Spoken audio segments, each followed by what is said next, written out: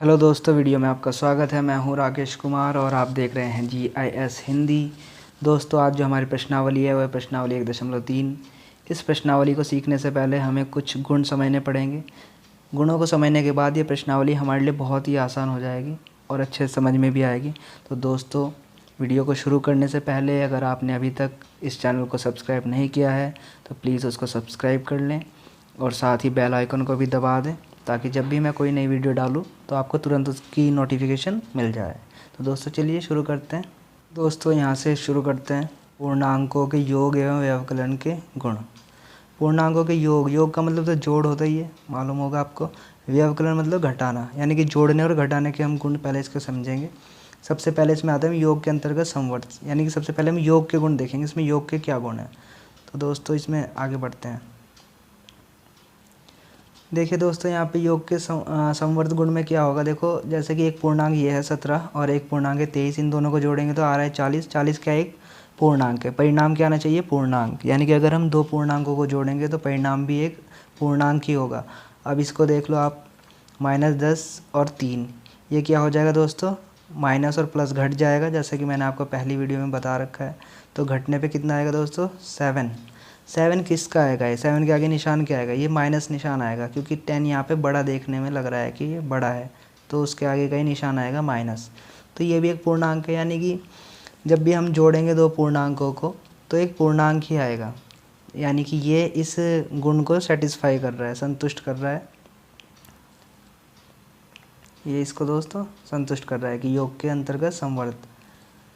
ऐसे ही यहाँ पे देखिए, a तथा b के लिए a प्लस बी एक पूर्णांक होता है। वही है, अगर हम दो पूर्णांकों को जोड़ेंगे तो अगला पूर्णांक ही होगा उनका योग। ठीक है, तो ये तो बहुत इजी है, इसको बोलते हैं हम दोस्तों योग के अंतर्गत संवर्त। ठीक, अब आगे बढ़ते हैं इसमें।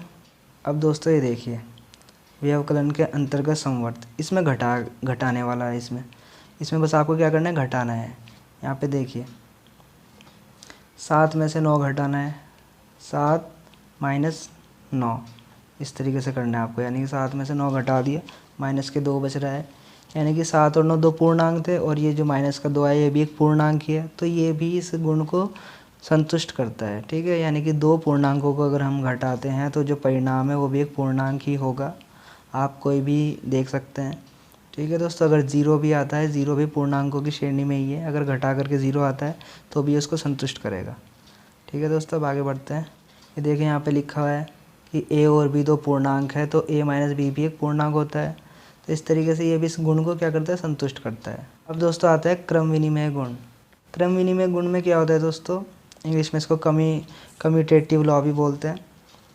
इसमें होता क्या है, क्रम विनिमय गुण का मतलब होता है दोस्तों क्रम, यानी कि उसका जो क्रम है वो चेंज किया जाता है आगे पीछे करके। जैसे कि यहाँ पर 3 में 5 जोड़ा या 5 में 3 जोड़ा, आएगा 8 ही। ठीक है, तो इस तरीके से जब भी हम पूर्णांकों को अदल बदल के लिखेंगे, मतलब आगे पीछे करके लिखेंगे, तो आंसर जो है उसमें एक ही आएगा, वही आएगा। इसको बोलेंगे क्रम विनिमय का गुण। आगे देखते हैं इसमें,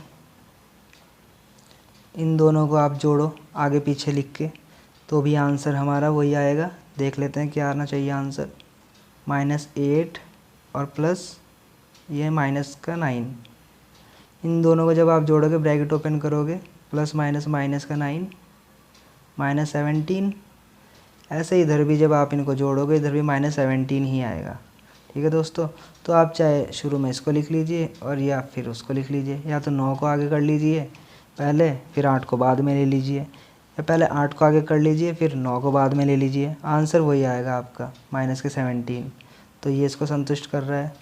ठीक है, ये इसको संतुष्ट करता है। ऐसे ही ये इसको संतुष्ट करेगा, ऐसे ही ये इसको संतुष्ट करेगा। आप इनको जोड़ के देखोगे, देखो इनको इसको जोड़ोगे, माइनस का जो 45 में 0 जोड़ोगे तो -45 आएगा। इधर 0 में -45 जोड़ोगे तब भी -45 ही आएगा। तो वही आगे पीछे करना है बस इसको, और इसको जोड़ देना है। तो यानी कि कुल मिला के इससे हमें पता चलता है कि ये जो है इस क्रम विनिमय नियम को क्या करता है, संतुष्ट करता है। ठीक है दोस्तों, आगे बढ़ते हैं इसमें। ये इसका यहाँ पे दिखा रखा है कि a प्लस बी की पूर्णांकों को आप या तो a प्लस बी ले लो, मतलब कि जैसे कि a ए मान लो 1 है और बी मान लो 2 है, 1 + 2 कर लो या 2 + 1 कर लो, आना 3 ही है। तो ये यहाँ पे बताया हुआ है ऐसे करके फार्मूले के थ्रू एक, तो a + b कर लो या b + a कर लो, आंसर वही आना है आपका। तो ये है, इसको बोलते हैं क्रम विनिमय नियम। तो जोड़ करके अभी हमने देखा तो यहाँ पे तो ये क्रम विनिमय नियम यहाँ पे काम कर गया, लेकिन अब हम इसको घटा करके देखते हैं कि घटा करके ये काम करेगा या नहीं। तो नीचे देखो दोस्तों दे रखा है यहाँ पे 1.5, 1.−3। इनको अगर हम इस नियम के हिसाब से लेके चले तो बिल्कुल ये सही नहीं आने वाला है, अलग अलग आंसर आएंगे। देख लीजिए आप यहाँ पे, पहले हमने 5 आगे लिया, ये 5 है, और बाद में लिया 3, और ये हमने देखो दोस्तों इसको घटाया है यहाँ पे। तो 5 में से 3 जब ये घटाएंगे, माइनस माइनस ये अंदर जाएगा, ये प्लस हो गया यहाँ पे, ठीक है, ये 8 आया। लेकिन जब हम इसको पलटेंगे, शुरू में हम -3 लेंगे, बाद में 5 लेंगे, इस बार क्या आ रहा है दोस्तों, इस बार -8 आएगा। तो यहाँ पर क्रम विनिमय नियम नहीं चलेगा, यानी कि जोड़ के लिए तो चलेगा लेकिन माइनस के लिए यानी कि व्यवकलन के लिए ये नहीं चलेगा, संतुष्ट नहीं करेगा, ठीक है। अब हम बात करते हैं दोस्तों साहचर्य नियम या साहचर्य गुण, ठीक है दोस्तों, इसको एसोसिएटिव लॉ भी बोलते हैं। इसमें दोस्तों होता क्या, इसमें ब्रैकेट शिफ्ट होते हैं। ब्रैकेट शिफ्ट कैसे होंगे वो देख लीजिए आप यहाँ पे, ब्रैकेट कैसे शिफ्ट होते हैं। पहले चलो मैं इसका आपको सीधा फार्मूले के थ्रू समझा देता हूँ। जैसे कि a + b + c, या तो a + b + c कर लीजिए आप, या फिर a + b इनको अलग से ब्रैकेट में डाल के +c कर लीजिए। वो ये देखो ब्रैकेट पहले यहाँ लगे थे, इस बार यहाँ लगा दिए, ऐसे ब्रैकेट शिफ्ट कराने, आंसर सेम आएगा। देख लेते हैं यहाँ पे, ये देख लीजिए क्वेश्चन देखते हैं यहाँ पे हम। जैसे कि ये दे दिया है -3 + 1 - 7।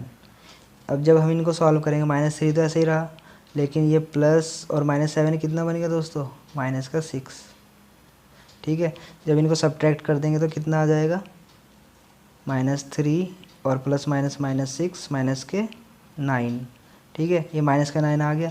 अब दूसरे वाले में देखते हैं, वो भी सब देखो नंबर ऐसे के ऐसे लिखे हुए हैं। यहाँ पे देखिए ये 3 माइनस का, ये भी -3 है, ये 1 है, ये 1 है, ये -7 है, -7 है, ठीक है, सब कुछ ऐसे लिखा हुआ है। बस ब्रैकेट शिफ्ट करें हैं, पहले ब्रैकेट यहाँ पर था और इस बार ब्रैकेट यहाँ पर है, ठीक है दोस्तों, बस ये चेंजेस है। अब देखो दोस्तों इसको करेंगे कैसे, ये देखिए पहले तो इस ब्रैकेट को सॉल्व करेंगे हम, जो ब्रैकेट दिया हुआ है। -3 और +1 कितना हो जाएगा, -2, ऑलरेडी -2 यहाँ पे दिया हुआ है, ये -2 आ गया, ठीक है। इसके बाद बचा ये -7 यहाँ पे आ जाएगा ऐसे कैसे ही, ठीक है। जब ब्रैकेट हम ओपन करेंगे तो -7 ही रहेगा, यहाँ प्लस माइनस माइनस हो जाएगा, देखिए ये प्लस है, ये माइनस है, प्लस माइनस माइनस हो जाएगा, तो हो जाएगा ये -9। ऊपर भी -9 आया था और नीचे भी -9, तो इस तरीके से ये इसको सेटिस्फाई करता है, संतुष्ट करता है। तो ये एसोसिएटिव प्रॉपर्टी हो गई, ठीक है दोस्तों। साहचर्य नियम भी इसको हम बोल सकते हैं, हिंदी में साहचर्य गुण, इंग्लिश में एसोसिएटिव लॉ, ठीक है दोस्तों। अब इसमें यही बताया है कि a + b कर लो या a + b + c कर लीजिए, या a + b + c रहेगा तो वही बस ब्रैकेट शिफ्ट करने हैं। देख लीजिए आप ध्यान से, सब कुछ वही है, a + b + c, a + b + c, बस ब्रैकेट शिफ्ट करा दें, यहाँ पे b + c पे करा दें, यहाँ पे a + b पे करा दिया, तो ये इक्वल में रहेगा, ठीक है दोस्तों। अब आगे बढ़ते हैं दोस्तों, अब हम बात करते हैं योज्य तत्समक की, इसको इंग्लिश में एडिटिव आइडेंटिटी भी बोलते हैं दोस्तों। इसका मतलब है कि हमारे पास कोई भी नंबर हो सकता है, वो कोई पूर्ण संख्या भी हो सकती है, पूर्णांक भी हो सकता है, तो उसमें जब हम 0 जोड़ते हैं तो वही संख्या में वापस से मिल जाती है। जैसे यहाँ पे आप देख सकते हैं एग्ज़ाम्पल, जैसे मैंने यही बताया आपको, इसको देख सकते हैं आप, -8 है, -8 में अगर आप 0 जोड़ेंगे तो -8 ही हमें मिल जाएगा, ठीक है। ऐसे ही -23 है, -23 में अगर आप 0 जोड़ते हैं आपको -23 ही मिलेगा। तो यहाँ पे जो 0 दे रखा है दोस्तों, 0 है यहाँ पर, जो भी 0 हैं सब क्या है, एडिटिव आइडेंटिटी है। इसको आप किसी भी नंबर में जोड़ोगे तो वही नंबर आपको मिलेगा, ठीक है दोस्तों। यहाँ पे दोस्तों इसका एक फार्मूला भी है, ये दिखा रखा है कि आप a में 0 जोड़ो, मतलब कि किसी नंबर में 0 जोड़ लो, या 0 में a को जोड़ लो, यानी कि किसी 0 में किसी नंबर को जोड़ लो, तो आंसर वही नंबर आएगा बस जिसको आपने 0 में जोड़ा है या जिसमें आपने 0 को जोड़ा है, ठीक है दोस्तों। अब आगे बढ़ते हैं दोस्तों। अब हम बात करते हैं पूर्णांकों का गुणन। गुणा करने के बारे में बात करेंगे दोस्तों। इसमें सबसे पहले यहाँ पर है एक धनात्मक और एक ऋणात्मक पूर्णांक का गुणन। दोस्तों जब एक धनात्मक पॉजिटिव और एक ऋणात्मक निगेटिव पूर्णांक का गुणन करते हैं तब क्या होता है, इसको दोस्तों आपको ऐसे याद रखना है, बहुत ईजी है। ये आप देख सकते हैं यहाँ पे 3 एक धनात्मक पूर्णांक है और -5 एक ऋणात्मक। जब इन दोनों की गुणा करेंगे तो कितना आएगा, 5 तिया 15। ध्यान रखना दोस्तों, गुणा करके लिख दो 15, निशान रहेगा माइनस का, ठीक है। तो इसमें यही होना है, जब भी एक पॉजिटिव और एक निगेटिव इंटीजर की गुणा होगी तो हमेशा जो आंसर आएगा उसके आगे आपको माइनस का निशान ही लगाना है, ठीक है दोस्तों। बस ये याद रखना है इसके अंदर। यहाँ पे आप देख सकते हैं एग्जाम्पल है, ये देख सकते हैं यहाँ पे 10 × 10, बस निशान लगा दो माइनस का, क्योंकि एक पॉजिटिव है और एक निगेटिव इंटीजर से। ऐसे 7 या 21, निशान लगा दो आगे माइनस का। तो ऐसे आप सभी को कर सकते हैं, ठीक है, ये आपको याद रखना है। अब आगे देखते हैं इसमें। ये देखिए दोस्तों, इसमें फॉर्मूले के थ्रू बताया गया है अब कि अगर आप a गुना -b कर लो या -a गुना b कर लो, आएगा आंसर जो है माइनस में ही, आगे माइनस का निशान लगा हुआ है, ठीक है दोस्तों। तो ये आप वही है, उसको ऐसे फॉर्मूले में समझाया हुआ है। अब आगे देखते हैं इसमें। आगे यहाँ पे दोस्तों देखो दिया गया है 2 ऋणात्मक पूर्णांकों का गुणन। ये भी बहुत इजी है। जब भी 2 ऋणात्मक पूर्णांक होंगे तो आंसर उनका पॉजिटिव में आएगा। जैसे कि -3 की गुणा -2 में गई तो आ गया 3 दूनी 6, ये पॉजिटिव में रहेगा। इसमें माइनस माइनस ही कैंसिल हो जाएंगे मल्टीप्लाई होने पे, ठीक है, तो इसमें प्लस में रहेगा। ऐसे ही सारे होंगे इस वाले, जब भी दो ऋणात्मक पूर्णांक होंगे तो गुणा करने पे पॉजिटिव हो जाएंगे। आगे बढ़ते हैं वैसे ही और देखते हैं इसमें।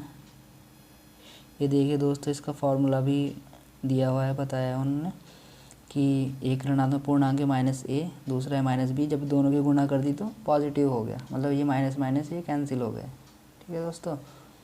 अब आगे बढ़ते हैं दोस्तों। अब है यहाँ पर 3 अथवा अधिक ऋणात्मक पूर्णांकों का गुणनफल। अगर जो हमारे पास पूर्णांक है 3 या उससे ज़्यादा हैं और माइनस के हैं या प्लस के हैं जो भी, तो उनको गुणा कैसे करनी है उसके बारे में यहाँ पे बताया गया है। तो देखते हैं इसको। यहाँ पे देखिए दोस्तों, आप इसको ऐसे समझ सकते हैं इजीली बिल्कुल। ये देखिए यहाँ पे -1 की जब गुणा करेंगे माइनस माइनस गुणा करने पे क्या हो जाते हैं प्लस, ठीक है। ये तो केवल 2 थे, लेकिन अगर हम इनको 3 कर देंगे तो इस बार -1 इस बार आएगा माइनस में, ठीक है। अगर 4 कर देंगे -1 इनकी मल्टीप्लाई तो प्लस में।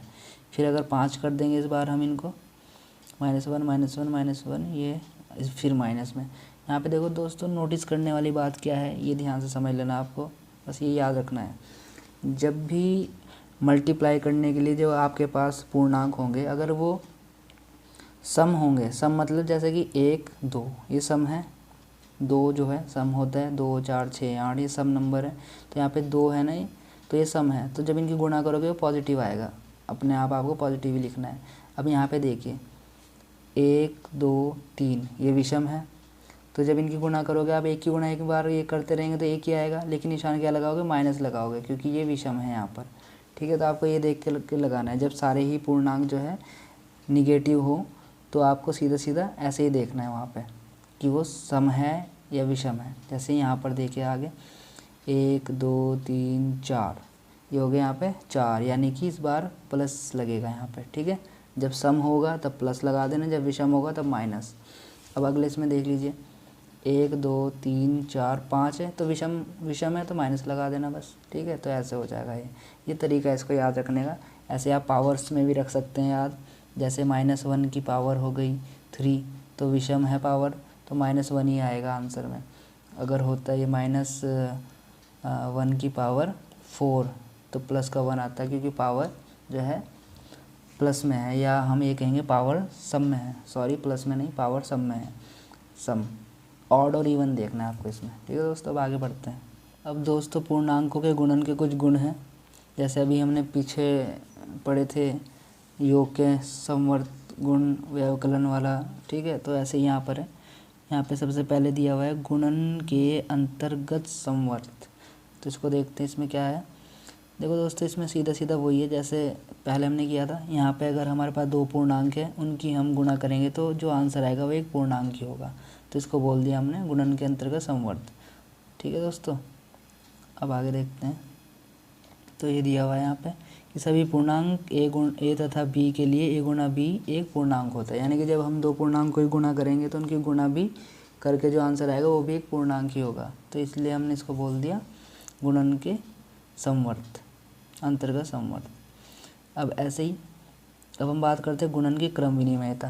क्रम विनिमयता जो हमने अभी पीछे पढ़ा था वो। ठीक है दोस्तों, तो यहाँ पर गुणन के अंतर्गत लेकिन हमें देखनी है गुणन की क्रम विनिमयता, मतलब नंबर जब हम आगे पीछे कर लेते हैं। ठीक है, तो वही है जैसे यहाँ पे देख लो आप 3 गुना 4 माइनस के 12 या माइनस के 4 गुना 3 तब भी माइनस के 12, आंसर वही आना है, दोनों केस में आंसर वही आना है। ठीक है, तो ये हो गया आपका क्रम विनिमय वाला नियम। ठीक है, जिसको मैं कम्यूटेटिव लॉ भी बोल रहे थे। आगे बढ़ते हैं। ये फार्मूला यहाँ पे इसका दिखा दिया कि ए गुणा बी करो या बी गुणा ए कर लो, आंसर एक ही आना है। आगे बात करते हैं दोस्तों, यहाँ पे शून्य से गुणन। शून्य से गुणन मतलब जब 0 से गुणा करनी है, ये बहुत इजी है। जब भी हम किसी नंबर को 0 से गुणा करेंगे वो हमेशा 0 ही हो जाना है, कोई भी नंबर हो चाहे वो। ठीक है, बस ये याद रखना है इसमें। तो देखो यहाँ पे दिखाया हुआ है कि ए की गुणा 0 में कर लो या 0 की गुणा ए में कर लो, आंसर आना है 0 ही आपका। ठीक है, अब आगे देखते हैं। फिर दोस्तों यहाँ पर है ये गुणात्मक तत्समक। गुणात्मक तत्समक को इंग्लिश में बोलते हैं मल्टीप्लिकेटिव आइडेंटिटी। इसमें दोस्तों हम किसी पूर्णांक में जो है 1 से गुणा करते हैं, केवल 1 से गुणा करने पे वही पूर्णांक हमें वापस मिल जाता है, इसलिए हम 1 को जो है गुणात्मक तत्समक बोलते हैं। तो इसमें हमें सिर्फ 1 से गुणा करनी होती है। आप यहाँ पर देख सकते हैं 1 से गुणा हुई -3 ही आ गया, इसमें -4 में 1 से गुणा हुई -4 ही आएगा यहाँ पर।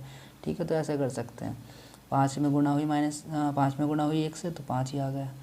ठीक है दोस्तों, तो इस तरीके से देखना, बस में 1 से गुणा करनी है। तो ये गुणात्मक तत्समक कहलाता है एक पूर्णांकों के लिए। तो यहाँ पे फॉर्मूले के थ्रू भी समझाया गया इसको कि ए में ए की गुणा कर लो या ए की गुणा ए में कर लो, आएगा ए ही, मतलब आएगा वो नंबर ही। ठीक है, अब ऐसे ही आगे देखते हैं। आगे दोस्तों गुणन साहचर्य गुण। साहचर्य गुण वाला वही जो ब्रैकेट शिफ्ट कराए थे हमने, वही ब्रैकेट शिफ्ट कराने इसके अंदर भी। आप ये देख सकते हैं कि -3 की गुणा 2 में करी, -2 में, फिर उसमें 5 में करी। ठीक है, ऐसे यहाँ पे अब ब्रैकेट शिफ्ट करा के, पहले ब्रैकेट यहाँ पर था, यहाँ पे शिफ्ट करा के यहाँ पे कर दिया। अब इसमें देखना है आंसर क्या क्या आने वाला है। तो देखते हैं, पहले वाले को लेके चलते हैं,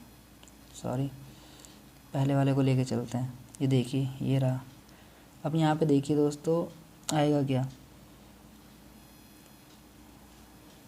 अब देखिए इनकी गुणा करिए आपस में, 3 दूनी 6 हो गए प्लस के, गुणा ये 5 ऐसे रहा था तो आ गया 30। ठीक है, ऐसे यहाँ पे इस बार ब्रैकेट चेंज करें, शिफ्ट करा दी बस।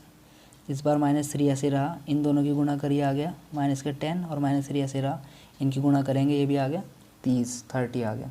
तो दोनों सेम आ गए। तो हम कह सकते हैं यहाँ पे गुणन में जो है साहचर्य नियम काम कर रहा है। तो ये फॉर्मूला वही दिखा रखा है, देख सकते हैं। ठीक है, तो यहाँ पे लिखा हुआ है कि ये साहचर्य गुण कहलाता है, इसमें काम कर रहा है। दोस्तों अब हम बात करते हैं वितरण गुण की। इसको इंग्लिश में वैसे डिस्ट्रीब्यूटिव प्रॉपर्टी बोलते हैं। ये भी दोस्तों एक तरीके से गुणा करने का ही तरीका है। जैसे कि यहाँ पे आप देख सकते हैं इनकी हमें गुणा करनी है, तो इसको हम 2 तरीके से गुणा कर सकते हैं। एक तो सीधा सीधा हम गुणा कर सकते हैं कि 16 तो ऐसे ही रहा, गुणा 10 + 2 12, इनकी आपस में गुणा कर सकते हैं हम। ठीक है, या फिर देखो डायरेक्टली 16 की 12 में गुणा करने में दिक्कत होगी, तो हम डायरेक्टली ऐसे ना करके फिर हम इसको डिस्ट्रीब्यूट करना शुरू करते हैं ताकि गुणा करने में आसानी हो जाए। मैं आपको करके बता देता हूँ। ये देखिए दोस्तों 16 गुणा 10 + 2। ठीक है, इनकी गुणा करनी है, डायरेक्टली तो दिक्कत हो रही थी तो डिस्ट्रीब्यूटिव प्रॉपर्टी से करेंगे। पहले 16 की गुणा करेंगे 10 में। ठीक है दोस्तों, ये हो गया, ब्रैकेट में बंद कर लीजिए इसको। अब 16 की गुणा करेंगे 2 में। जब 16 की गुणा 2 में करेंगे तो बीच में क्या निशान आएगा, ये प्लस का, जो इन दोनों के बीच में होगा ना, यही निशान आएगा प्लस। अब 16 की गुणा कर दी 2 में, गुणा करनी है। अब 16 धाम 160 और 16 दूनी 32। तो दोस्तों कितना हो गया, इनको जब हम ऐड करेंगे 291 192। तो देखो इससे कैलकुलेशन करनी थोड़ी इजी हो गई, अदरवाइज़ तो दिक्कत हो रही थी एक साथ करने में। तो ये फ़ायदा होता है इसका डिस्ट्रीब्यूटिव प्रॉपर्टी का। ठीक है दोस्तों, आगे देखते हैं इसमें। दोस्तों ये देखिए वितरण गुण का ही फॉर्मूला दिया हुआ है, इसको ध्यान से देख लीजिए। ए गुना बी प्लस सी, तो हम पहले क्या करेंगे, ए की गुना बी में दिखाई, बीच में क्या है इनके प्लस, ये प्लस यहाँ पे आ गया। ठीक, अब हमें क्या करना है, अब ए की गुना सी में दिखानी है हमें, सॉरी ए की गुना सी में दिखानी है। ये देखिए, तो इस तरीके से फॉर्मूला है। ये दोस्तों प्लस के लिए भी है और ये माइनस के लिए भी है। देखिए यहाँ पे देखिए ये माइनस के लिए भी है। तो ये फॉर्मूला है, इसको बोलते हैं हम डिस्ट्रीब्यूटिव प्रॉपर्टी, वितरण गुण। तो आगे और देखते हैं। आगे दोस्तों यहाँ पे इसमें दिया हुआ है गुणन को आसान बनाना। ये देख सकते हैं आप, गुणन को आसान बनाना। दोस्तों इसमें तरीके हम थोड़ा यूज़ करेंगे कि जिससे गुणा करनी आसान हो जाए। यहाँ पे देखिए, आप देख सकते हैं एक एग्ज़ाम्पल दिया हुआ है, 25 माइनस का 25 गुणा 37 गुणा 4। 25 और 37 के गुणा करने में देखो दोस्तों दिक्कत होगी, तो हम क्या करेंगे, इसमें 25 और 37 के गुणा ना करके हम पहले 25 की और 4 के गुणा कर लेंगे, जिससे क्या होगा 25 चौक का 100 आ जाएगा। ठीक, और माइनस तो ये रहा है इसका गुणा 37। अब 37 के गुणा 100 में करना बहुत ईजी है, 3700 हो जाएगा, सीधी बात है, माइनस लगा दो। तो ये इसको बोल दिया हमने गुणन को आसान बनाना। तो थोड़ा इसमें हम गुणा को करेंगे, लेकिन नंबर अपने हिसाब से पसंद करेंगे, चूज़ करेंगे कि किस में पहले गुणा करनी है। ठीक है दोस्तों, तो ये है। तो ये ख़त्म हो जाता है दोस्तों जो आपके बेसिक जो इसमें प्रॉपर्टीज थी, जो गुण थे। अब दोस्तों हम इसकी एक्सरसाइज करेंगे। एक्सरसाइज अब आपको आसान लगेगी। दोस्तों अब हम प्रश्नावली शुरू करते हैं इसकी 1.3। दोस्तों इसमें क्या करना है, हमें गुणा करनी है सिर्फ, बहुत इजी है। 3 की गुणा 1 में करनी है, माइनस का 1 है। देखो यहाँ पे एक पॉजिटिव इंटीजर से एक निगेटिव इंटीजर है, दोनों ही गुणा करेंगे तो 3 कम 3 निशान आएगा माइनस का, क्योंकि जब एक पॉजिटिव और एक निगेटिव इंटीजर होता है तो माइनस का निशान होता है। बिल्कुल सेम ऐसे यहाँ पे ये निगेटिव इंटीजर है, पॉजिटिव इंटीजर है, इनकी गुणा करेंगे दोनों की, 225 ही कम 225, तो आंसर आ रहा है आपका 225। ठीक है दोस्तों, लेकिन निशान रहेगा माइनस का। ऐसे ही आगे देखते हैं। यहाँ पे थोड़ा अलग है, यहाँ पे दोनों ही माइनस के हैं, और मैंने बताया था कि जब माइनस माइनस इनकी आपस में जब गुणा हो जाएगी, 30 की और 21 की गुणा होने के बाद आता है आंसर 630, लेकिन प्लस का हो जाएगा क्योंकि माइनस से माइनस कैंसिल हो जाते हैं गुणा करने पर भी। फिर ऐसे ही है, सेम टू सेम, 316 कम 316, माइनस माइनस कैंसिल, प्लस में रहेगा। यहाँ पे दोस्तों सीधा सीधा है क्वेश्चन, किसी की भी गुणा 0 में करेंगे तो 0 हो जाएगा सब। ठीक है, यहाँ पे 0 से गुणा हो रही है क्योंकि। आगे देखते हैं इस वाले क्वेश्चन में। देखिए इस क्वेश्चन में दोस्तों पहले 12 की और 11 की गुणा की गई, 132 आया, माइनस माइनस क्योंकि कैंसिल हो गए थे इसलिए प्लस में आ गया, गुणा 10 बचा हुआ है, इसकी गुणा इसमें कर दी 132 में, तो 1320 आंसर आ गया। ठीक है, अगला क्वेश्चन में देखिए, यहाँ पे 9 की गुणा, यहाँ पे 9 को तो ऐसे छोड़ दिया गया है, 9 तो देखो दोस्तों यहाँ का यहाँ ऐसे लिखा गया है बिल्कुल, लेकिन 3 छंग 18 इनकी गुणा हुई है और ये प्लस में हो गया माइनस। फिर 9 की और 18 की गुणा कर दी तो आगे 162। ठीक है, अब आगे बढ़ते हैं। यहाँ पे दोस्तों गुणा की गई है आपकी यहाँ पे 18 की और 5 की। यहाँ पे क्वेश्चन में गड़बड़ी है थोड़ी, यहाँ पे 18 पंजे 90 प्लस में आ गया। ठीक है, फिर यहाँ पे बचा आपका -4 ये रहा, इनकी गुणा करेंगे तो आंसर ही आ गया। ठीक है, कोई गड़बड़ी नहीं क्वेश्चन में, वो शायद अगले क्वेश्चन में है। अब यहाँ पर देखिए, इसमें ये देखिए दोस्तों, जब इन दोनों की गुणा करेंगे, 1 की और 2 की गुणा करेंगे, माइनस का 2 और माइनस का 1, तो आ गया प्लस का 2। ठीक है, अब इस प्लस के 2 की गुणा कर दी हमने इस माइनस के 3 में, इस माइनस के 3 में गुणा करने से क्या हो गया, 3 दूनी माइनस का 6, ये आ गया। बचा क्या था, माइनस के 4, ये बचा हुआ था। अब इनकी आपस में गुणा करेंगे तो 6 चौक 24, वो माइनस का आएगा क्योंकि एक माइनस का है और एक प्लस का है, तो गुणा करने पर जो आएगा वो माइनस का ही आएगा। आगे देखते हैं। यहाँ पर देखो दोस्तों, सबसे पहले इनकी गुणा कर दी, 3 छंग 18। तो देखो दोस्तों यहाँ प्लस में आना चाहिए था, इस क्वेश्चन में गड़बड़ी है, यहाँ पे थोड़ा मिस प्रिंट हो गया। 3 छंग 18 ये प्लस में होता है यहाँ पे, ठीक है। फिर 2 एकम 2, ये माइनस का 2, ठीक सही है बिल्कुल। 18 दूनी 36, बस यहाँ पे माइनस आएगा, ठीक है दोस्तों अब हम बात करते हैं दूसरे क्वेश्चन की। इस क्वेश्चन में लिखा हुआ है निम्नलिखित को सत्यापित कीजिए। इसमें हमें सत्यापित करना है सिर्फ, कैसे, ए है इसमें क्वेश्चन, ये जो लेफ़्ट हैंड साइड वाली चीज़ है, ये जो नंबर दिए हुए हैं, इसको प्रूफ करना है राइट हैंड साइड के इक्वल। तो दोस्तों चलिए शुरू करते हैं। ये देखिए दोस्तों, मैंने क्वेश्चन पहले से सॉल्व कर लिया है, आप इसको देखिए। सबसे पहले हमने क्वेश्चन लिख लिया है लेफ़्ट हैंड साइड और राइट हैंड साइड। अब इसको सॉल्व करना शुरू करते हैं। ये देखो 18 तो ऐसे ही रहा, गुणा का निशान भी ऐसे ही रहा, ये 7 ऐसे ही रहा, लेकिन जब यहाँ पे ब्रैकेट हमने ओपन किया है, ये प्लस है और ये माइनस है, तो प्लस माइनस माइनस बन जाएंगे, तो -3 आ गया, ठीक है, ब्रैकेट बंद कर दिया। अब राइट हैंड साइड में हम देखेंगे, पहले तो हमने इन दोनों की गुणा कर दी, क्योंकि यहाँ पे मल्टीप्लाई का साइन है बीच में, तो गुणा होके आ गया 126, ठीक। अब इन दोनों की इधर गुणा कर दी इस ब्रैकेट में, इनकी भी मल्टीप्लाई हो रही है, 18 × 54, लेकिन यहाँ पे एक माइनस का है और एक प्लस का है, तो इसलिए यहाँ पे 54 जो आएगा वो माइनस का आएगा, ठीक है। आगे बढ़ते हैं।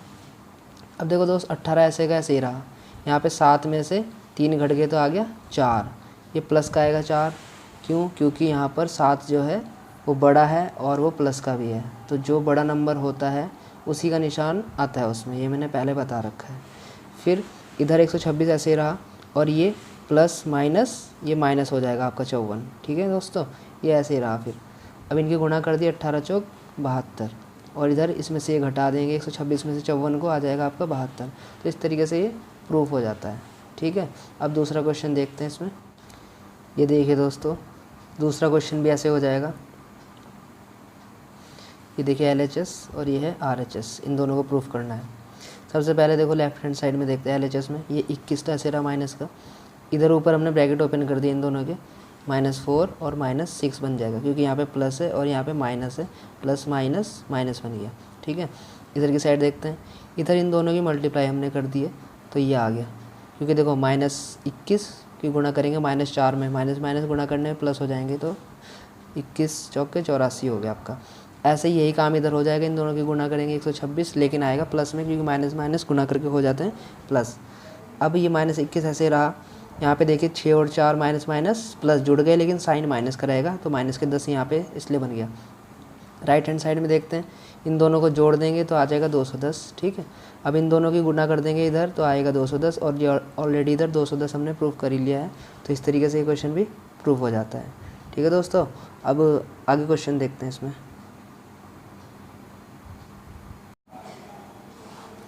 दोस्तों अब तीसरा क्वेश्चन देखते हैं इसमें। तीसरे का 1 है, किसी भी पूर्णांक a के लिए -a गुणा a किसके समान है। दोस्तों इसमें हमें बताना है कि -a गुणा a किसके समान है, जहाँ पे a क्या है, कोई पूर्णांक है, तो इसको समझते हैं। ये देखिए दोस्तों, ये मैं NCERT सॉल्यूशन से आपको समझा रहा हूँ कि -a गुणा a किसके समान है या किसके बराबर है। तो सीधी सी बात है, जब भी हम -1 की गुणा किसी भी पूर्णांक से करेंगे तो वो क्या आएगा, माइनस में ही आएगा। तो -1 गुणा a बराबर -a, जहाँ पर a क्या है, एक पूर्णांक है, इंटीजर है, ठीक है दोस्तों। अब दूसरा क्वेश्चन देखते हैं इसका। दोस्तों इसका दूसरा क्वेश्चन देखिए, वह पूर्णांक ज्ञात कीजिए जिसका -1 के साथ गुणनफल है। वह पूर्णांक ज्ञात करना है हमें जिसका -1 के साथ गुणनफल है, यानी कि कहने का मतलब ये है कि इनके साथ जो है -1 की हमें गुणा करके दिखानी है, -1 की गुणा करके इनको दिखानी है कि पूर्णांक क्या आएगा। तो करते हैं इसको। ये देखिए दोस्तों दूसरा क्वेश्चन, उसने कहा था इसमें कि -22 के साथ अगर -1 की गुणा करें तो क्या आएगा। ये देखिए 22 आ जाएगा, 22 एकम 22, और माइनस से कैंसिल हो जाते हैं गुणा करने पे। ऐसे ही यहाँ पर 37 के साथ अगर -1 की गुणा करें तो माइनस का 37 आएगा, 37 आएगा, ठीक है, क्योंकि यहाँ पे एक माइनस वाला है इंटीजर, एक प्लस वाला है, तो माइनस का आता है। और 0 के साथ अगर इसकी गुणा करें तो 0 ही आएगा, ठीक है।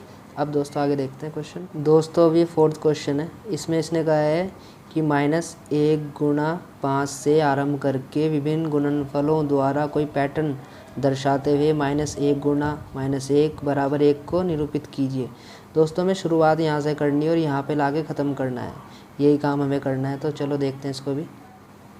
ये देखिए दोस्तों, यहाँ से शुरुआत की है 4th क्वेश्चन की। -1 गुणा 5 तो -5 आया। इसके बाद -1 गुणा 4 -4 आया। एक कम करते चलो। -1 गुणा 3 -3 -1 गुणा 2 -2 -1 गुणा 1 -1 -1 गुणा 0 0 0 से पहले, फिर 0 से पहले क्या आएगा दोस्तों? -1 गुणा -1 0 से पहले -1 आ जाता है। फिर तो जब दोनों की गुणा करेंगे तो 1 आ जाएगा। ठीक है दोस्तों, तो ये आंसर हो गया। दोस्तों 5वां क्वेश्चन देखते हैं। इसमें क्या कहा गया है?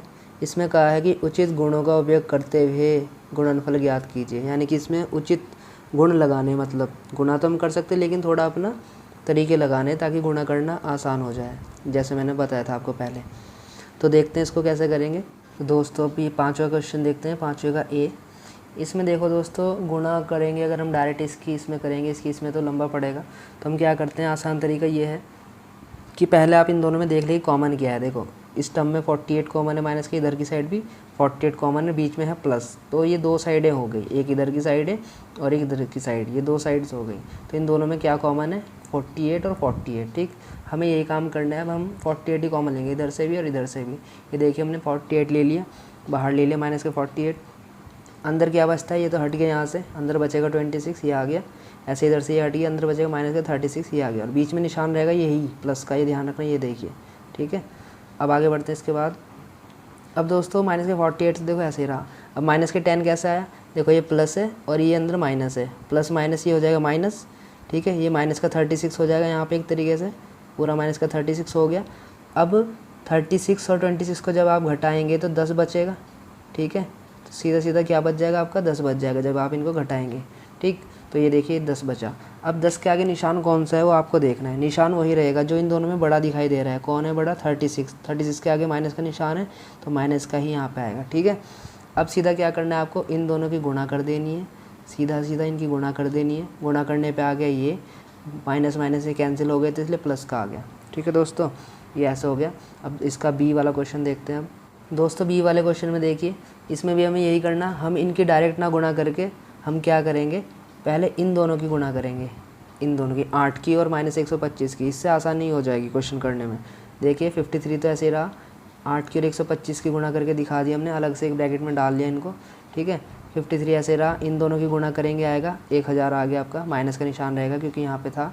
ठीक, अब इन दोनों की गुणा करेंगे आ जाएगा ये तो बिल्कुल सीधा सीधा सवाल है। ठीक है दोस्तों, सी वाला सवाल देखते हैं इसका। अब ये देखिए दोस्तों सी वाले क्वेश्चन में, इसमें दोस्तों हमने क्या किया है, 15 तो ऐसे रहा है और इन तीनों की गुणा सबसे पहले कर दी।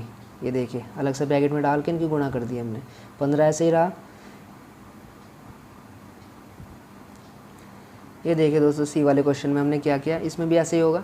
देखिए 15 तो ऐसे ही रहा, हमने इस बार इन तीनों की गुणा एक साथ कर दी। ये देखिए इन तीनों को ये अलग से ब्रैकेट में डाल लिया ताकि ये आसानी हो जाए गुणा करने में। ये -15 ऐसे रहा, आसानी देखो कैसे हुई है। 25 की गुणा 4 में करोगे, 25 चौका 100 और माइनस माइनस प्लस हो गया, प्लस का 100, उस 100 की गुणा इसमें करोगे 10 में 1000, क्योंकि वो 100 प्लस का था और ये माइनस का है इसलिए माइनस का 1000 आ गया आपका। ठीक है, अब इन दोनों के आपस में गुणा कर दो, माइनस के 15000। बहुत इजी क्वेश्चन है। डी वाला देखते हैं इसका। डी क्वेश्चन में देखिए दोस्तों, इसमें क्या करना है, इसमें इन दोनों की अगर हम डायरेक्ट गुणा करेंगे तो हमें दोहरी गुणा करनी पड़ेगी जो काफ़ी लंबी पड़ जाएगी। तो एक तरीका और है इसको करने का, हम इसमें दोस्तों एक नियम लगा देंगे जो हमने पढ़ा था, वितरण नियम या वितरण गुण, डिस्ट्रीब्यूटिव जो लॉ था। ठीक है, या डिस्ट्रीब्यूटिव प्रॉपर्टी बोल सकते हैं। देखिए दोस्तों ये तो ऐसे ही रहा और इस 102 को मैंने बांट दिया 2 नंबर्स में, 100 + 2 102 हो गया है। ठीक है, ऐसे लिख सकते हैं इसको। अब वितरण गुण क्या कहता है, पहले गुणा करेंगे इन दोनों की आपस में, तो ये मैंने कर दी। देखिए फिर बीच में क्या इनके प्लस, वो प्लस मैंने यहाँ पे लगा दिया। ठीक, अब इस 41 की गुणा करेंगे इस 2 में, ये देखिए यहाँ पे कर दिया। ठीक है, अब आगे क्या बचता है दोस्तों,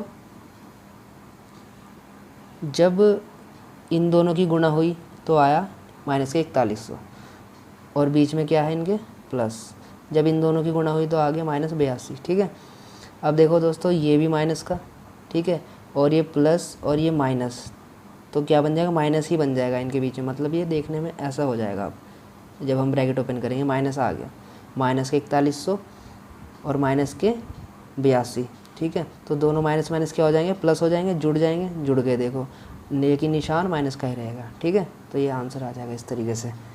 अगला क्वेश्चन देखते हैं। अब दोस्तों ई वाले क्वेश्चन में देखिए, इसमें भी वही काम करना है। देखिए इसमें क्या कॉमन है, इधर की साइड और इधर की साइड। 625 इधर भी कॉमन है, 625 इधर भी कॉमन है, तो दोनों साइड 625 कॉमन है। तो इधर की साइड माइनस का 625 है, तो कोई दिक्कत नहीं है, कॉमन लेने में कोई प्रॉब्लम नहीं होगी। तो हम इसको ऐसे कॉमन लेंगे, 625 हमने कॉमन ले लिया, अंदर क्या बच गया, इधर की साइड ये माइनस का 35, ठीक है। इधर हमने 625 कॉमन ले लिया, ये कट गया, अंदर क्या बच गया, एक तो ये माइनस का निशान बच गया ये रहा, और ये 65 बच गया, ठीक है दोस्तों, बहुत ईजी है। अब ये हो गया आपका 625, 625 जो है 625 ये ऐसे रहा आपका। इनके ब्रैकेट ओपन करेंगे, ये भी माइनस का और ये भी माइनस का, तो ये ऐसे दिखाई देगा जब इनके ब्रैकेट आप ओपन कर दोगे, ये माइनस बन जाएगा पूरा, ठीक है। और माइनस माइनस क्या हो जाएंगे, प्लस, और निशान रहेगा माइनस का। तो इस तरीके से ये आ गया माइनस के 100, इनके गुणा करेंगे तो आ जाएगा ये आपका 62,500, माइनस के निशान माइनस का लगेगा, ठीक है। अगला क्वेश्चन देखते हैं अब दोस्तों, ये एफ़ वाला क्वेश्चन देखते हैं। सॉरी ये एफ़ है यहाँ पे। इनमें दोस्तों यहाँ पे वही वितरण नियम लगेगा, डिस्ट्रीब्यूटिव प्रॉपर्टी।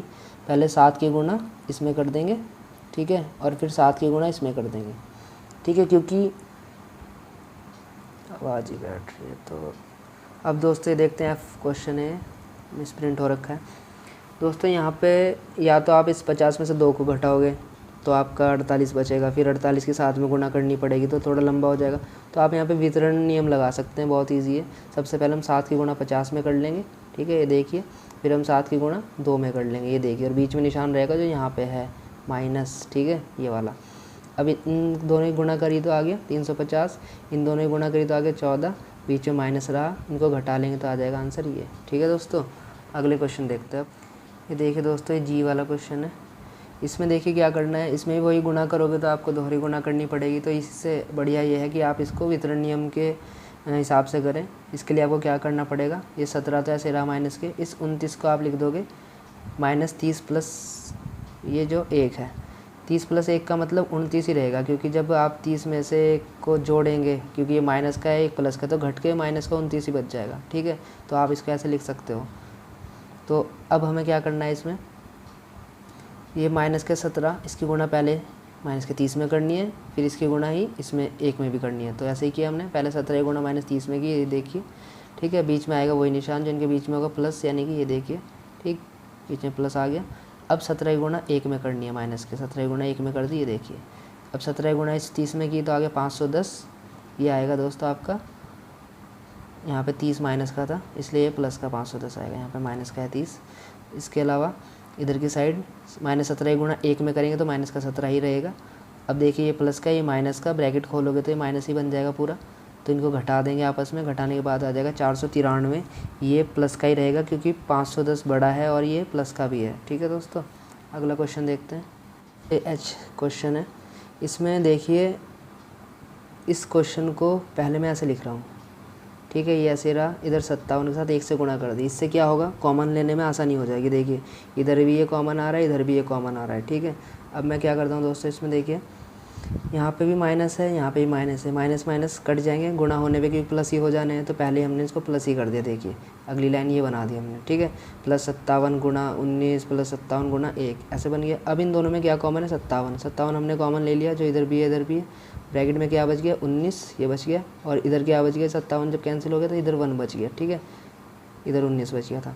अब 57 ऐसे रहा, 19 और 1 कितना हो गया दोस्तों, ये 20, इनकी गुणा करिए आपस में, आ गया आंसर ये, ठीक है दोस्तों। अगला क्वेश्चन देखते हैं अब दोस्तों, छठा क्वेश्चन देखते हैं। किसी हिमीकरण मतलब ठंडा होना, हिमीकरण प्रक्रिया में कमरे के तापमान को 40 डिग्री सेल्सियस से 5 डिग्री सेल्सियस प्रति घंटे की दर से कम करने की आवश्यकता है। इस प्रक्रिया के शुरू होने के 10 घंटे बाद कमरे का तापमान क्या होगा। मतलब कोई कमरा ठंडा करना है, ठंडा करने के लिए जो कमरे का तापमान जो था वो 40 डिग्री सेल्सियस था। 40 डिग्री सेल्सियस से घटा करके, यानी कि ठंडा करके तापमान को 5 डिग्री सेल्सियस तक करना है। प्रति घंटे 5 डिग्री सेल्सियस जो है तापमान उसमें घटता जा रहा है, ठीक है। तो 5 डिग्री सेल्सियस प्रति घंटे कम होगा उस 40 डिग्री सेल्सियस तापमान वाले कमरे का। फिर इस प्रक्रिया को शुरू होने के 10 घंटे बाद कमरे का तापमान क्या होगा। अगर ये प्रक्रिया शुरू हुई है और 10 घंटे हो गए हैं और हर घंटे में 5 डिग्री सेल्सियस तापमान कम होता जा रहा है, तो 10 घंटे बाद कमरे का तापमान कितना हो जाएगा, कितना ठंडा हो जाएगा, मतलब वो कमरा जिसका तापमान पहले 40 डिग्री सेल्सियस था। तो चलिए दोस्तों इस क्वेश्चन को समझते हैं। दोस्तों कमरे का तापमान पहले कितना था, 40 डिग्री सेल्सियस। तापमान कम होने की दर कितनी है, 5 डिग्री सेल्सियस प्रति घंटा, यानी कि हर एक घंटे में 5 डिग्री सेल्सियस तापमान कम हो रहा है, ठीक। 10 घंटे के बाद कमरे के तापमान में कमी कितनी हो जाएगी, तो इसमें हम क्या करेंगे, सीधा सीधा 10 से गुणा कर देंगे इसकी, ठीक है। यहाँ पे जो 5 है वो माइनस का दिखाया गया है, क्यों, क्योंकि तापमान कम हो रहा है, माइनस में जा रहा है, इसलिए माइनस का 5 डिग्री भी हम उसको लिख सकते हैं यहाँ पे, ठीक है। इसलिए तो 10 घंटे में, क्योंकि हर घंटे 5 डिग्री सेल्सियस तापमान कम हो रहा है, तो 10 घंटे में कितना हो जाएगा, 10 पंजे 50 डिग्री, माइनस के 50 डिग्री सेल्सियस तापमान 10 घंटे में कम हो जाएगा। तो 10 घंटे के बाद कमरे का तापमान कितना होगा, पहले कितना था 40 डिग्री सेल्सियस, घट गया कितना 50 डिग्री सेल्सियस, तो माइनस के 10 डिग्री सेल्सियस हो जाएगा दोस्तों, ठीक है। 10 घंटे बाद उस कमरे का तापमान माइनस के 10 डिग्री सेल्सियस हो जाएगा, ठीक है दोस्तों। अगला क्वेश्चन देखते हैं अब दोस्तों। अब 7वां क्वेश्चन देखते हैं। 10 प्रश्नों वाले एक कक्षा टेस्ट में प्रत्येक सही उत्तर के लिए 5 अंक दिए जाते हैं और प्रत्येक गलत उत्तर के लिए -2 अंक दिए जाते हैं, और जो हमने प्रयत्न ही नहीं किए उनके लिए 0 दिया जा रहा है, जिनको क्वेश्चन को करके ही नहीं देखा बिल्कुल। तो इसमें 3 इसके क्वेश्चन है। पहला है कि मोहन अगर 4 प्रश्नों का सही और 6 प्रश्नों का गलत उत्तर देता है तो उसके द्वारा प्राप्त किए गए अंक कितने हैं, एक तो ये बताना है। दूसरा है कि रेशमा के 5 उत्तर सही है और 5 उत्तर गलत हैं, तो उसके अंक कितने हैं, कितने प्राप्त हुए।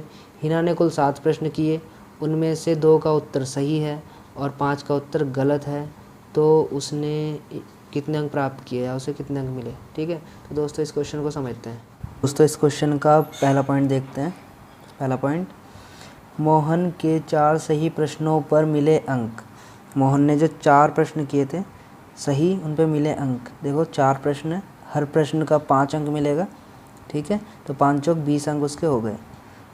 मोहन के 6 गलत प्रश्नों पर मिले अंक। देखो 6 प्रश्न किए उसने, प्रत्येक गलत प्रश्न पर -2 अंक उसको मिलते हैं, तो 6 दूनी 12 -12, तो 6 गलत प्रश्नों पर -12 अंक मिले। तो कुल मोहन द्वारा कुल अंक कितने हो गए, तो दोनों को जोड़ लेंगे, 20 को और प्लस -12 को। 20 ऐसे रहा, प्लस माइनस माइनस हो गया, देखो 20 में से 12 को घटा दिया तो आ गया 8, ठीक है दोस्तों। तो ये पहला पॉइंट इसका हो गया। अब दूसरा पॉइंट देखते हैं इसी क्वेश्चन का।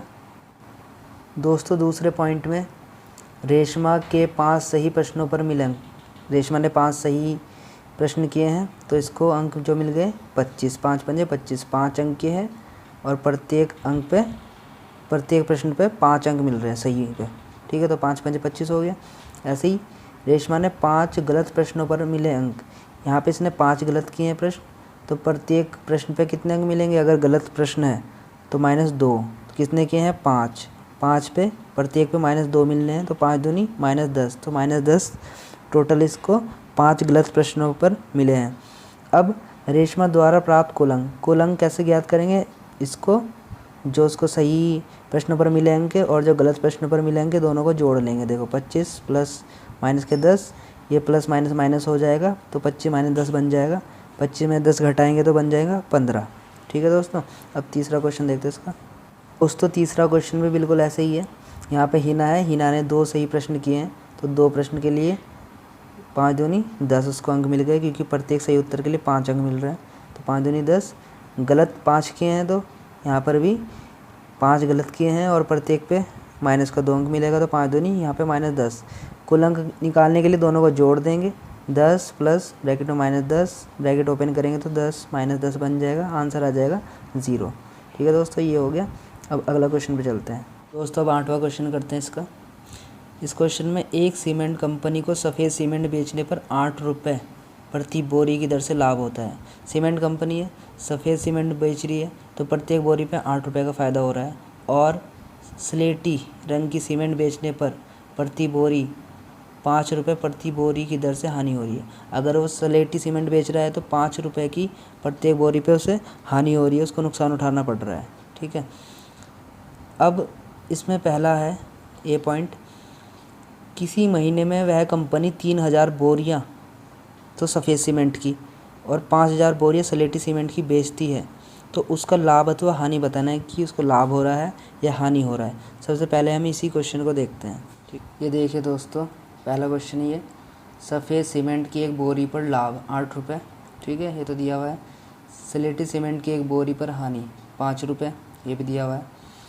अगर वो 3000 सफ़ेद सीमेंट की बोरियां बेचता है तो उसको लाभ कितना होगा, 3000 ये बोरियां हैं और प्रत्येक बोरी पे कितने का लाभ, 8 रुपये का। तो 3000 की गुणा 8 से कर देंगे तो 24,000 रुपये का उसको लाभ होगा 3000 सफ़ेद सीमेंट की बोरियां बेचने पर। ठीक है, अब आगे देखते हैं इसमें ही।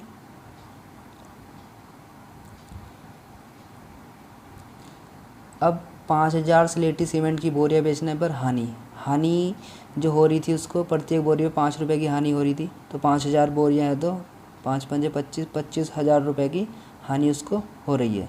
अब यहाँ पे देखने वाली बात यह है कि जो लाभ है वो छोटा है हानि से। ठीक है, जो लाभ है वो 24,000 आया था और हानि आई 25,000, तो लाभ छोटा हो गया हानि से। इसलिए स्लेटी सीमेंट की बोरियां बेचने पर कुल हानि, इसलिए हानि हुई है, कुल हानि कितनी हुई है, जो बड़ी संख्या थी, यानी कि जो लाभ हानि हुई है 25,000 की हानि और लाभ 24,000 का, तो 25,000 में 24,000 घटाएंगे 1,000 निकल के आएगा। तो टोटल जो स्लेटी सीमेंट की बोरियां बेचने पर जो कुल हानि है वो है 1,000। ठीक है दोस्तों, अब इसका सेकंड पॉइंट देखते हैं। दोस्तों अब इसके सेकंड पॉइंट में देखते हैं बी में, यदि बेची गई स्लेटी सीमेंट की बोरियों की संख्या 6400 है। मान लो कि स्लेटी सीमेंट की बोरियां बेची गई है 6400 उनकी संख्या, तो कंपनी को स्लेटी सीमेंट, यहाँ पे स्लेटी नहीं होगा, यहाँ पे सफ़ेद है। ठीक है दोस्तों, ये मिसप्रिंट हो रखा है। यहाँ पे सफ़ेद सीमेंट की कितनी बोरियां बेचनी चाहिए ताकि उसे ना तो लाभ हो ना ही हानि। ठीक है दोस्तों, यानी कि स्लेटी सीमेंट की बोरियां तो उसने बेच ली 6400, ठीक, तो स्लेटी सीमेंट पे से हानि होगी। तो अब उसको सफ़ेद वाला सीमेंट, यहाँ पे वाइट आएगा, सफ़ेद सीमेंट की उसको कितनी बोरियां बेचनी चाहिए कि ना तो उसको कोई लाभ हो ना ही उसको कोई हानि हो, मतलब मेंटेन हो जाए दोनों चीज़। ठीक है दोस्तों, तो देखते हैं इसका आंसर। माना बेचे गए सफ़ेद सीमेंट की बोरियों की संख्या x हमने मान ली, जो हमने बेचे हैं सफ़ेद सीमेंट की बोरियाँ। ठीक है, प्रश्नानुसार ना तो हमें कोई लाभ होना चाहिए ना कोई हानि, मतलब दोनों बराबर कर दिया हमने। ठीक है, अब यहाँ पर x गुणा 8, ये वो है जो हमने तरीके। दोस्तों अब सेकंड क्वेश्चन देख लेते हैं, इसका आंसर देखिए। दोस्तों ये इसका आंसर देखिए सेकंड क्वेश्चन का भी। इसका माना बेचे गए सफ़ेद सीमेंट की बोरियों की संख्या x है। मान लो हमने x बोरियां बेची है सफ़ेद सीमेंट की, ठीक है, क्योंकि हमें नहीं पता। प्रश्नानुसार ना तो हमें कोई लाभ होना चाहिए ना कोई हानि, मतलब दोनों बराबर ये आना चाहिए, दोनों बराबर कर दिया। x गुणा 8 का मतलब जो हमने सीमेंट की बोरियां बेची है, सफ़ेद सीमेंट की बोरियां बेचने पर लाभ हो रहा है 8 रुपये का, तो 8 से गुना कर दी, ये लाभ के नीचे आ गया। बराबर हानि में क्या आएगा, 6400 हमने बोरी बेची है स्लेटी सीमेंट की और प्रत्येक बोरी में 5 रुपये का हानि हो रही है, नुकसान हो रहा है, तो ये हमने हानि के साइड लिख दिया। ठीक है, 64 से गुना 5, ये हानि हो रही है। हमें निकालना है x। दोस्तों x निकालने के लिए हम क्या करेंगे, मैं यहाँ पे बता रहा हूँ, ये गलत है, यहाँ पे बता रहा हूँ करके। हमने x निकालने के लिए 8 ले जाना है इधर की साइड। ठीक है दोस्तों, इनके नीचे आ जाएगा ये 8, ये आ गया। ठीक, 8 से इसको डिवाइड किया, 8 8 64, 800 आ गया। तो दोस्तों अब बचा है आपका 800 गुना 5। 800 ही गुना जब आप 5 में करोगे तो आ जाएगा आपका 4000। दोस्तों 4000 बोरी ये आंसर आपका आएगा। ठीक है दोस्तों, तो इस तरीके से 4000 बोरी हमें सफ़ेद सीमेंट की बेचनी पड़ेगी, उससे ना तो हमें कोई लाभ होगा ना ही कोई हमें हानि होगी। ठीक है दोस्तों, अब हमारा ये 9वां क्वेश्चन रह गया और लास्ट भी है, आखिरी क्वेश्चन है इस एक्सरसाइज का। इसमें करना क्या है, जो इसमें फिलअप हमें दे रखे हैं रिक्त स्थान, इनको भरने हैं। देखो दोस्तों यहाँ पे -3 है और आंसर में जो आ रहा है बराबर 27 आ रहा है, तो यहाँ पे क्या भरना होगा हमें, -9। ठीक है, -9 9 होती है 27 और माइनस माइनस गुणा होकर प्लस भी आ गया। ठीक, अब दूसरे क्वेश्चन में देखते हैं। यहाँ पे दोस्तों हमें 35 लाना है, तो 5 7 35, माइनस का 7 लेना पड़ेगा। ठीक है, ऐसे यहाँ पे हमें 56 लाना है, 56 लाने के लिए हम क्या करेंगे, 8 सती 56, 7 से गुणा करेंगे क्योंकि -8 में ऑलरेडी है ही। ऐसे ही यहाँ पे दोस्तों हम गुणा कर देंगे माइनस के 11 से, और माइनस माइनस प्लस हो जाएगा, और 11 की 12 की गुणा करके आ जाएगा 132। ठीक है दोस्तों, तो इस तरीके से ये एक्सरसाइज कंप्लीट हो गई हमारी। अगर आपको कुछ भी डाउट्स लगते हो तो आप कमेंट करके पूछ सकते हैं, और वीडियो अच्छी लगी है तो लाइक शेयर कमेंट करते रहिए। ठीक है, वीडियो को देखने के लिए आप सभी दोस्तों का बहुत बहुत धन्यवाद। Thank you. मिलते हैं अगली वीडियो में।